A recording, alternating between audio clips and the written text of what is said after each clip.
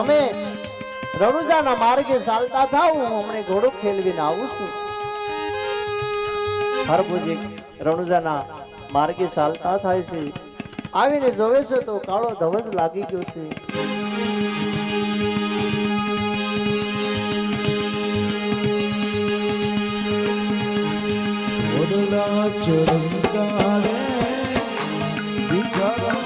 આખા નગર ની અંદર શોક સમાઈ ગયો. બધા કાળા વસ્ત્ર ધારણ કર્યા છે. હરભુજી ઘોડે ચડીને આવે છે. અજમલજી મહારાજ એમ કે છે કે હરભુજી ને હુસતું નહીં હોય, ખોગ છે ને ઘોડે ચડીને આવે છે કે હરભુજી શરમ છે કે નહીં? કે છે ને શરમ. રામદેવજી સમાધિ લીધી, આજ 3 દિવસ થયા અને તમે ઘોડે સવારી કરીને આવો છો. હરભુજી કહે છે કે હમણે મને રામદેવ મળ્યા, રામદેવ મળ્યા હમણે.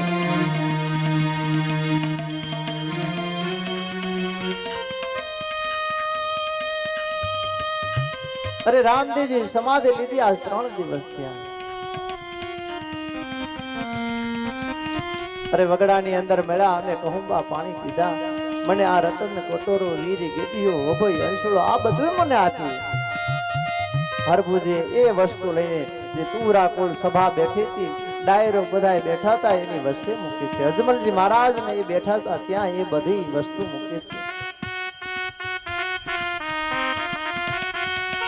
રતન કટોરો વીર ગેડીઓ અભય અંશુળો આ બધી વસ્તુ સમાધિમાં મૂકી હતી. હરભુજીને રામદેવજી મહારાજે આપી.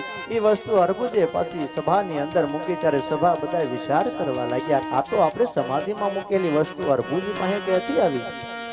નક્કી રામદેવજી હરભુજીને મળીને દ્વારકા જતા રહ્યા. કોઈ અજ્ઞાની માણસે કીધું સમાધિ ખોદીને જોઈ દઉં. એક અવતારનો બાપ વિચાર કરો બાપ. એ વખતે એમને કીધું કે રહેવા દઉં, પણ નહીં બાપ, આ તો પરમાત્માની લીલા છે, આ તો પરમાત્માની.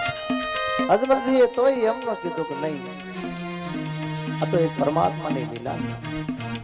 બધાએ તુરાઓએ નક્કી કર્યું કે સમાધિ ખોલીને જોઈ દો. રામદેવજી શેખ નહીં, સમાધિ પાસે જઈ